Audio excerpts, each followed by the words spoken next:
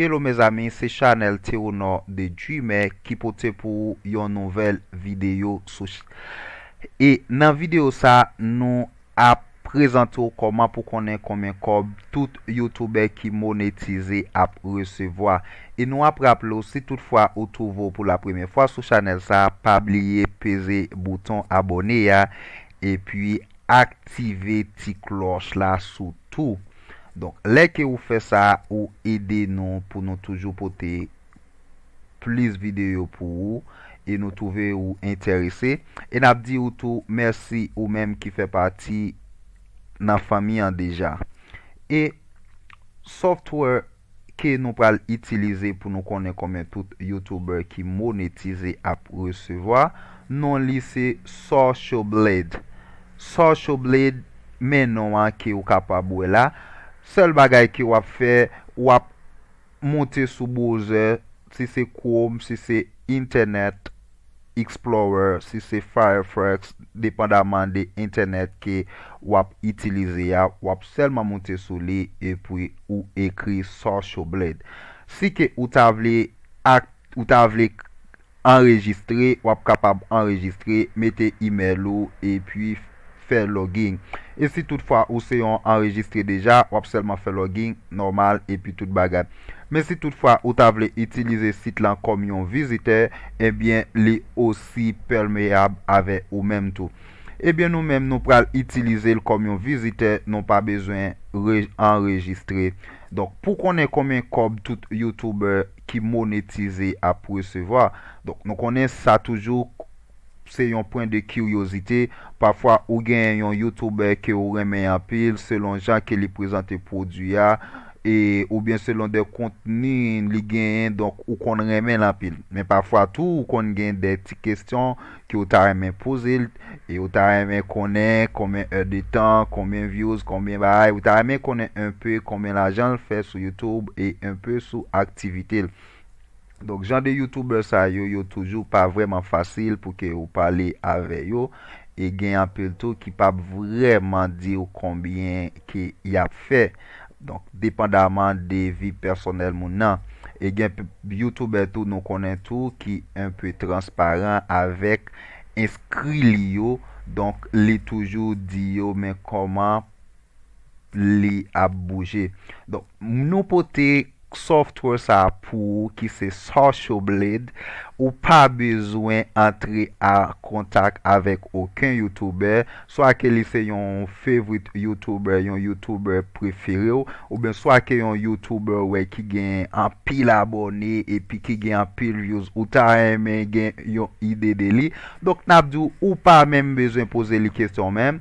Donc ça va faire c'est prends un browser, ouvre un browser utilisé et puis écrit Social Blade. Eh bien, qui ça qui va faire les que ça c'est interface là qui n'a regardé là. Ça c'est interface là qui n'a regardé là. Donc nous est là côté que liba ou capable entrer en contact et enregistrer chat ou capable chat et avec support là et puis ou capable login et si toutefois ou oublier mot de passe là capable entrer. Eh bien nous même nous pas faire ça que nous a bien pour nous faire n'a seulement écrit nous pour aller sur YouTube soit que si que pas kembe non YouTuber dans tête ou et bien on peut aller sur YouTube ou prendre un nom et puis ou venir là soit que vous faire copier coller ou bien on écrit non.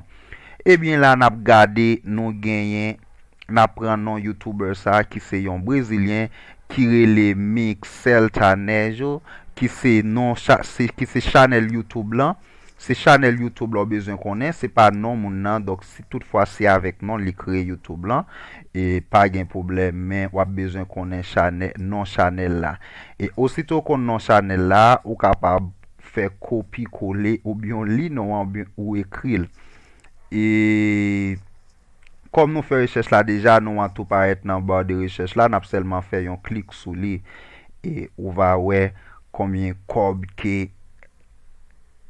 YouTuber ça lui-même là pour recevoir.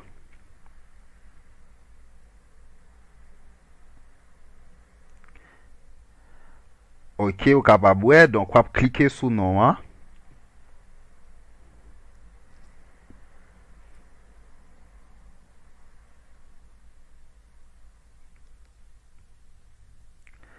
Exactement. Men koman ke li afiche zami yo?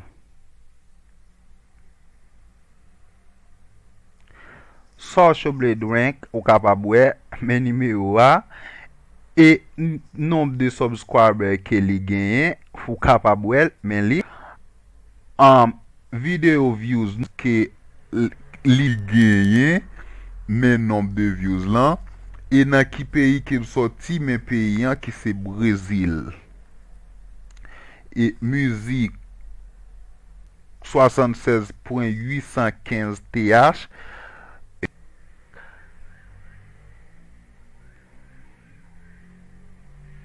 men kob ke ouwe li ap touche me zami e kob ki estime pou ane ya men som lan. Donc c'est très simple, si toutefois ta reme konen yon lot YouTuber komen kob li ap touche sou YouTube e men fok ou konen YouTuber sa li monetize. Donc par exemple gen yon Haitien ke nou wè ki vreman komanse gen yon gran popularite ke non se Kesnel Doleyan ke nou te fè yon rechèche de li pa curiosité pou nou te konen un peu de aktivite li sou YouTube.